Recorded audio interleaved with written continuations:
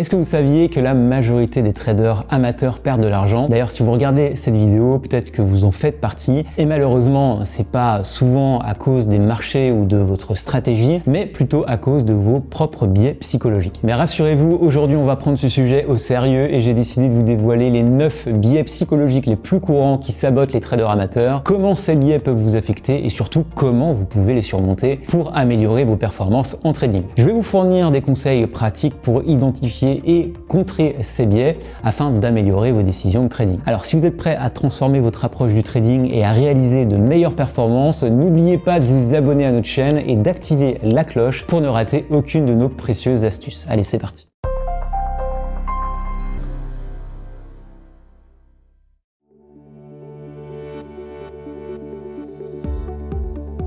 Le premier biais psychologique néfaste que je voulais explorer avec vous dans cette vidéo, c'est le biais de confirmation. En fait, ce phénomène psychologique nous pousse à favoriser les informations qui renforcent nos croyances existantes tout en ignorant ou plutôt en minimisant celles qui les contredisent. Alors dans le monde du trading, eh bien, ce biais peut se manifester lorsque nous sélectionnons uniquement les analyses de marché ou les données qui soutiennent nos décisions d'investissement prévues. Le danger de ce biais est qu'il peut conduire évidemment à une vision en quelque sorte de tunnel du marché. Donc je vais m'expliquer. Par exemple, si vous croyez que le marché, eh bien, il va monter, vous pourriez ignorer des signes évidents de retournement de tendance qui indiquent le contraire de ce que vous pensez. Donc ça peut entraîner des décisions de trading basées sur des préférences qui peuvent être personnelles plutôt que sur des analyses objectives, augmentant ainsi le risque de perte. Alors pour surmonter le biais de confirmation, c'est quand même crucial de développer une approche disciplinée dans la collecte et surtout l'analyse des informations. Commencez par rechercher activement des opinions contraires et des données qui défient vos hypothèses de marché. Vous pouvez utiliser des outils d'analyse fondamentales comme Zone Bourse ou techniques comme TradingView ou ProRealTime pour bien analyser les données à votre disposition et les confronter à votre stratégie ou plutôt à vos indicateurs de prédilection. N'oubliez pas, l'objectivité c'est quand même gage de sérénité sur les marchés. Alors pensez bien à croiser et équilibrer vos sources d'informations, mais le biais de confirmation, c'est pas le seul qui peut affecter vos performances. Une trop grande confiance en vos propres jugements, ça peut également nuire à vos performances de trading. Il s'agit là du biais de surconfiance.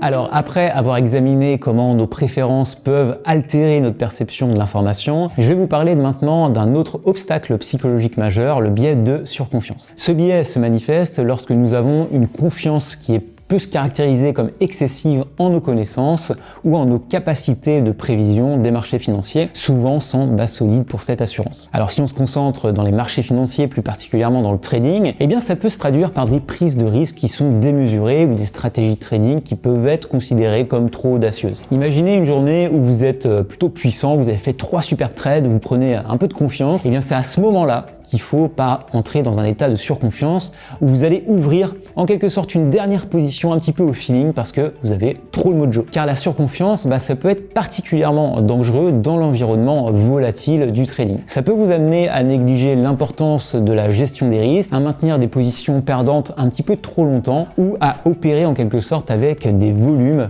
excessifs. Alors vous l'avez peut-être remarqué, mais chaque décision prise sous l'influence de ce biais, ça augmente le risque de perte substantielle car le marché, comme on le sait tous, est imprévisible. La clé pour combattre le biais de surconfiance, c'est la modération et l'auto-évaluation. Donc ce que je vous invite à faire concrètement, c'est d'implémenter des revues régulières de vos stratégies de trading et de les mesurer contre des performances de marché objectives. Par exemple, après chaque semaine de trading, prenez le temps d'analyser vos trades réussis et vos trades perdants. Vous pouvez également noter les raisons derrière chaque décision et comparer-les avec les résultats réels. Si vous avez pris un trade basé sur une intuition forte mais sans analyse solide, voyez si cela a réellement payé. De plus, n'hésitez pas à solliciter des feedbacks externes, comme discuter de vos stratégies avec d'autres traders expérimentés. Vous pouvez utiliser des simulations de trading pour tester vos stratégies sans risquer de capital réel. Ça peut également être très bénéfique. Par exemple, utiliser des comptes de démonstration pour simuler vos décisions et voir comment elles auraient performé sur le marché réel sans engager votre argent. Une confiance équilibrée, on sait que c'est crucial maintenant, mais il est également important de gérer notre attitude face au risque. Donc on va voir maintenant ensemble comment l'aversion au risque peut influencer nos décisions de manière subtile mais profonde.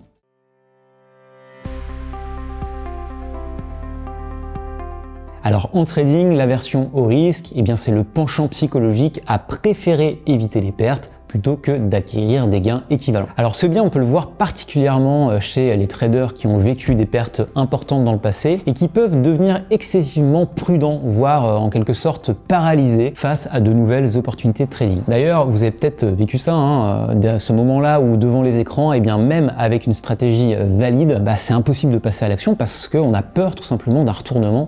Je ne vais pas vous le cacher, c'est quand même un des biais les plus populaires chez les traders amateurs et je pense que vous avez peut-être déjà vécu cette situation. Malheureusement, l'aversion au risque, eh bien, ça peut conduire à des comportements de trading inadaptés, comme la sous-exposition à des marchés potentiellement lucratifs ou le maintien de position en cash excessivement sécurisé. Donc cela a pour cause de limiter vos rendements globaux et de vous empêcher de bénéficier d'un portefeuille diversifié et gain potentiel. Si vous êtes véritablement sujet à l'aversion au risque, je vous invite vivement à adopter dans un premier temps une perspective d'investissement à plus long terme qui sera sûrement plus en adéquation avec votre profil et où vous aurez plus de facilité à ouvrir des positions. Ce que je vous invite à faire également, c'est d'utiliser des stratégies de diversification pour réduire le risque spécifique à un investissement et établissez un plan de trading qui inclut des règles de gestion de risque et de prise de profit. Envisagez également de fixer des limites de perte acceptables pour chaque transaction, ce qui peut vous aider à prendre des décisions plus mesurées. Vous allez le voir, mais en ayant un plan de trading en béton armé en quelque sorte, rédigé noir sur blanc, eh bien vous pourrez prendre confiance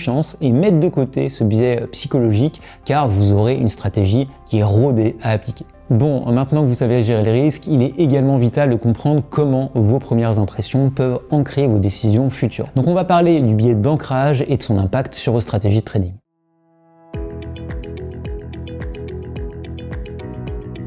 Alors le biais d'ancrage, c'est un autre obstacle psychologique courant qui survient lorsque nous nous appuyons un petit peu trop sur la première information que nous recevons sur un sujet en particulier. Et on va utiliser cette encre comme point de référence pour toutes les décisions futures. Donc si on l'applique au domaine du trading, ça peut se manifester lorsque les traders s'accrochent par exemple au prix initial auquel ils ont rencontré un actif, influençant indûment leur décision d'achat ou de vente future. Ce biais, il peut fausser la perception de la juste valeur d'un actif. Par exemple, si un trader achète une action à 100 €, il peut être réticent à vendre si le prix tombe à 90 € par exemple, et même si les nouvelles informations suggèrent qu'elle pourrait baisser davantage. De même, il peut hésiter en quelque sorte à acheter une action qui a augmenté à 110 €, percevant ce prix comme trop élevé par rapport à son encre initiale de 100 €. Donc pour combattre le biais d'ancrage, c'est quand même crucial de revoir périodiquement les informations et de se remettre en question. Ce que je vous propose et ce que je vous invite, c'est de vous assurer que vos décisions d'investissement, elles sont basées sur des analyses actuelles et non sur des prix ou des données qui peuvent être obsolètes. Pour cela, utilisez des outils d'analyse technique et fondamentale pour évaluer régulièrement la valeur intrinsèque des actifs et ajuster vos stratégies en conséquence. Alors avec cette importance de rester à jour sur les informations du marché, on doit également prendre garde à ne pas surréagir aux dernières nouvelles et ça c'est le biais de récence qui peut souvent nous tromper en donnant trop de poids aux événements récents. Donc on va voir comment ça peut affecter vos décisions de trading.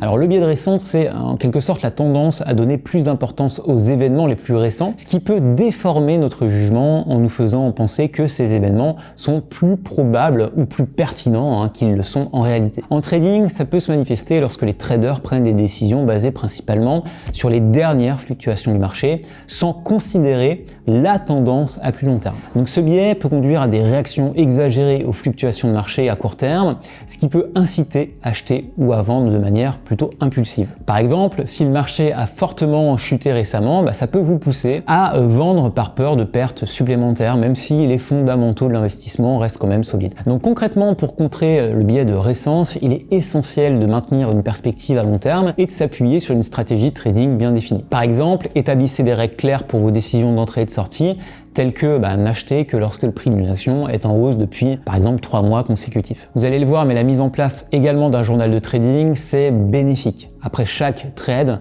je vous invite à noter vos motivations, les résultats et comment ils s'inscrivent dans les tendances à long terme. En relisant ce journal, vous pourrez ajuster votre stratégie pour éviter des décisions impulsives qui sont basées uniquement sur les événements récents. Bon, même si vous vous efforcez de regarder au-delà des événements récents, il est également crucial de comprendre comment l'usage de l'effet de levier peut affecter votre perception du risque. Donc on va examiner le biais de l'effet de levier et comment vous pouvez le gérer efficacement.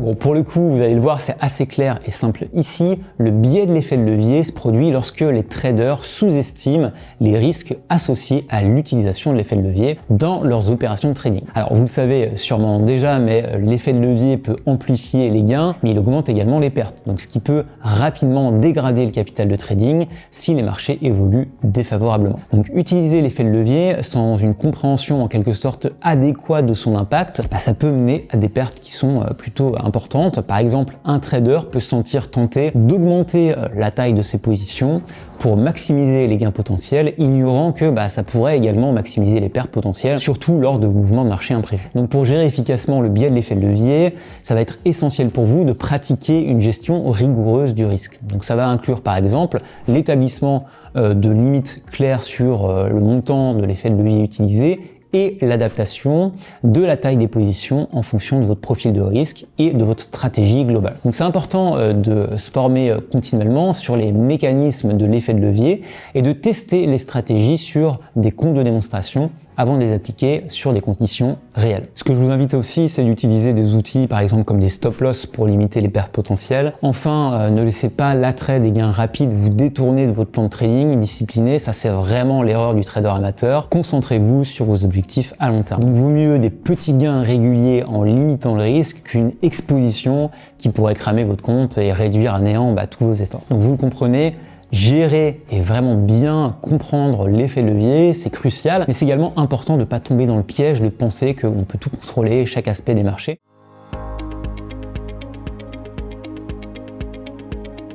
Alors, le biais d'illusion de contrôle, c'est une tendance psychologique où les individus croient qu'ils peuvent influencer ou contrôler en quelque sorte les résultats d'événements qui sont en réalité largement déterminés par le hasard. En trading, ça se manifeste lorsque vous pensez pouvoir prédire ou influencer les mouvements du marché avec une précision en quelque sorte infaillible. Donc on se rapproche ici du biais de surconfiance qu'on a pu voir tout à l'heure. L'illusion de contrôle, ça peut encourager les traders à prendre des décisions excessivement risquées sous l'impulsion de la croyance erronée qu'ils savent entre guillemets ce qui va se passer ensuite sur les marchés. Ça peut mener à ignorer des signaux de marché essentiels ou à ne pas adhérer à un plan de trading discipliné, augmentant significativement les risques de perte. Donc pour surmonter l'illusion de contrôle, il faut vraiment que vous gardiez en tête que les investissements et en particulier le trading sont des disciplines où l'incertitude ça règne. Par exemple, vous pouvez définir des critères précis pour entrer et sortir d'une position, comme attendre qu'un indicateur technique spécifique soit atteint avant d'acheter ou de vendre. Et la mise en œuvre des stop-loss, ça peut également vous protéger contre des pertes excessives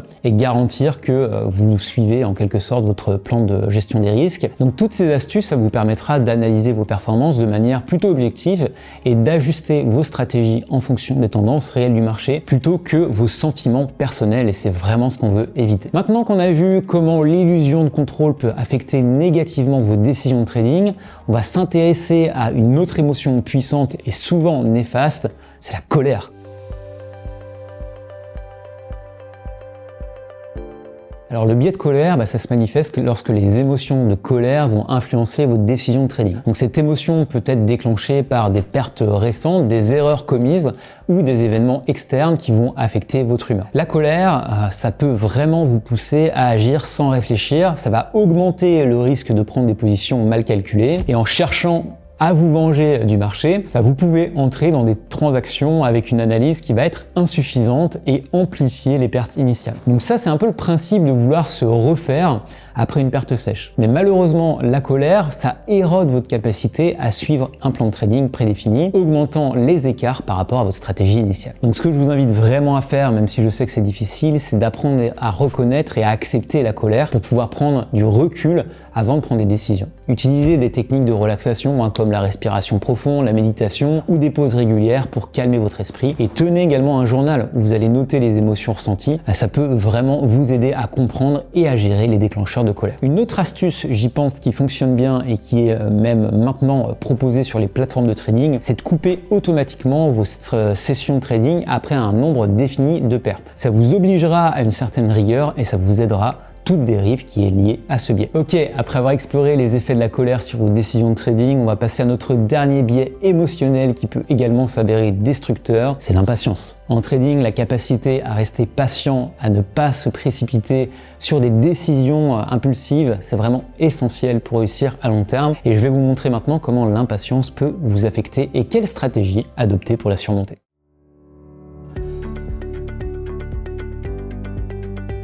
Vous allez le voir, c'est une fois de plus assez simple et logique. Le biais d'impatience, ça se manifeste lorsque le désir de voir des résultats rapides, ça va vous pousser à prendre des décisions hâtives et souvent mal informées. Alors l'impatience, ça peut vous mener à ignorer des étapes essentielles de l'analyse technique ou fondamentale. Vous allez avoir des attentes irréalistes de gains rapides qui peuvent conduire à des déceptions et à des décisions basées sur l'émotion plutôt que sur la logique. Donc pour contrer ça, je vous invite à fixer des objectifs de trading à long terme pour modérer votre impatience, adopter une stratégie de trading plutôt bien définie pour rester discipliné et éviter les décisions un petit peu hâtives. Enfin, essayez de pratiquer la patience en vous concentrant sur le processus plutôt que sur les résultats immédiats. Ça va vraiment améliorer votre prise de décision.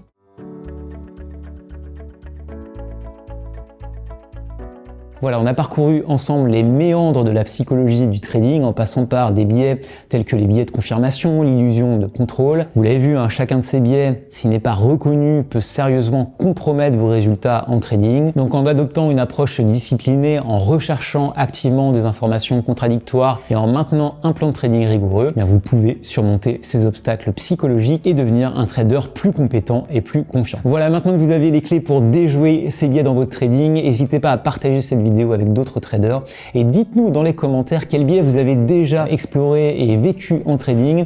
Et si vous avez trouvé cette vidéo utile, n'oubliez pas de liker et de vous abonner pour plus de conseils. Si vous souhaitez aller plus loin dans la psychologie associée au trading, je vous invite à découvrir notre formation. Elle s'appelle Power Mental. Elle vous aidera à renforcer votre discipline, à mieux cadrer votre mental pour améliorer vos gains. Voilà, merci de votre attention et à très bientôt sur Alti Trading.